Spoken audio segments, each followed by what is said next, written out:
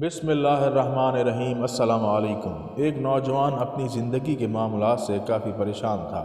ایک روز ایک درویش سے ملاقات ہو گئی تو اپنا حال کہہ سنایا۔ کہنے لگا کہ بہت پریشان ہوں، یہ دکھ اور پریشانیاں اب میری برداشت سے باہر ہیں، لگتا ہے شاید میری موت ہی مجھے ان غموں سے نجات دلا دے۔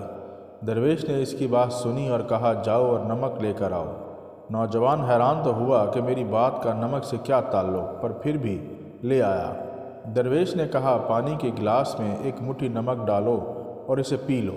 نوجوان نے ایسا ہی کیا تو درویش نے پوچھا اس کا ذائقہ کیسا لگا؟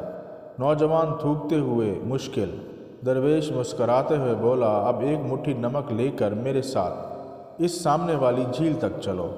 صاف پانی سے بنی اس جھیل کے سامنے پہنچ کر درویش نے کہا چلو اب اس مٹھی بھر نمک کو پانی میں ڈال دو اور پھر اس جھیل کا پانی پیو۔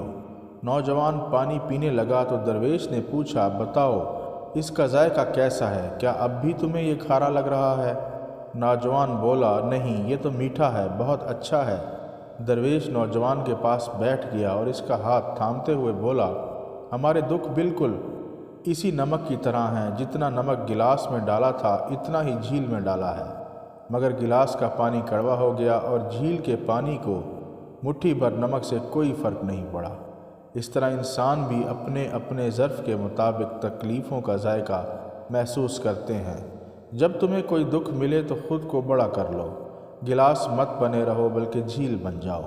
اللہ تعالیٰ کسی پر اس کی ہمت سے زیادہ بوجھ نہیں ڈالتے، اس لیے ہمیں ہمیشہ یقین رکھنا چاہیے کہ جتنے بھی دکھ آئیں ہماری برداشت سے بڑھ کر نہیں ہوں گے۔